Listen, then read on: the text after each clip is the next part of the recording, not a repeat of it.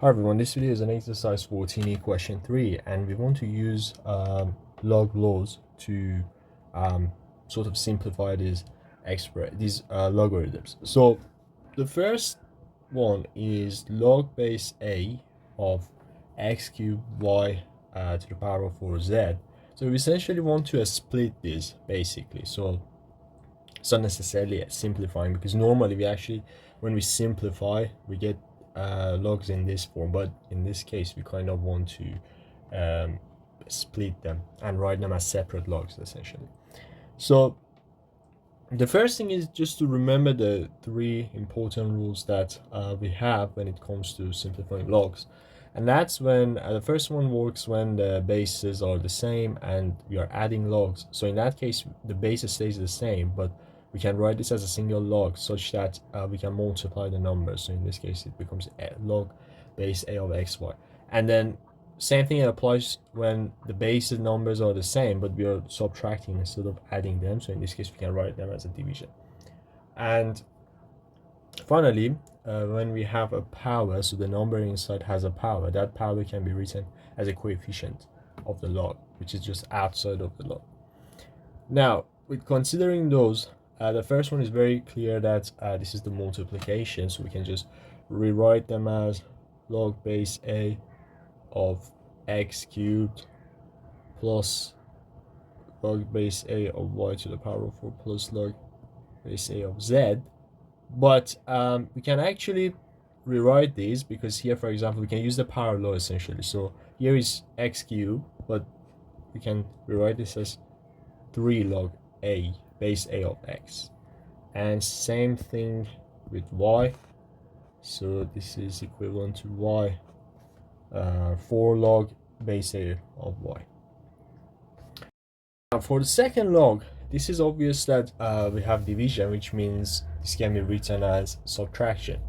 So essentially this becomes log base a of x to the power of 5, then minus log base a of y squared. So that's because when we subtract, then we actually divide the first number by the second one. So that's why here we can rewrite this as subtraction. But we can now also use the power law to simplify this and write this as 5 log base a of x minus 2 log base a of y. Then for the next one, we now again use multiplication law first. So we have log base a of a squared plus log base a of x squared. So here's the important part. First of all, let's write the powers as coefficients. So we have 2 log base a of a plus log 2. So I forgot to write it. 2 log base a of x. But the important part here is that the first term has log base a of a, and we said that whenever the number is the same as the base, this is just equal to 1. So we get 2 times 1, which is 2, plus 2 log base a of x. Right, so for this one,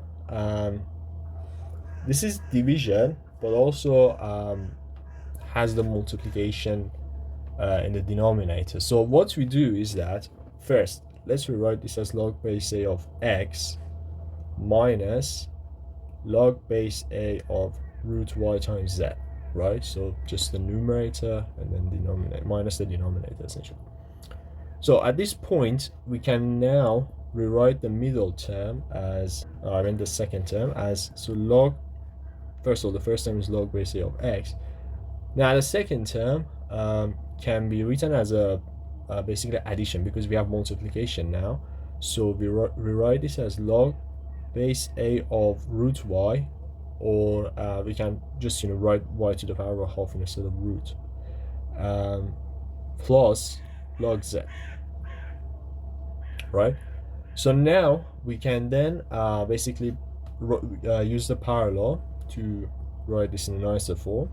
So the first term is log base a of x, so nothing changes here, but here the power becomes a coefficient of minus a half log base a of y.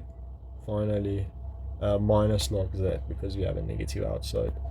So minus log base a of z. And finally e. So again, it's very similar. We have log base a, and now here is root ax, but essentially we have a to the power of half times x to the power of half. So a to the power of half times x to the power of half. That's very important. Now we can split them. So it becomes log base a of a to the power of half plus log base a of x to the power of half again. And now the power comes down, but remember that it becomes half log base a of a, which is just 1. And then here plus half log base a of x. So finally half plus half log base a of x, again because log base a of a is just equal to 1. So as you can see, these are very simple, and you just need to apply the rules correctly. As long as you keep track of all the operations, then there is nothing really complicated about these.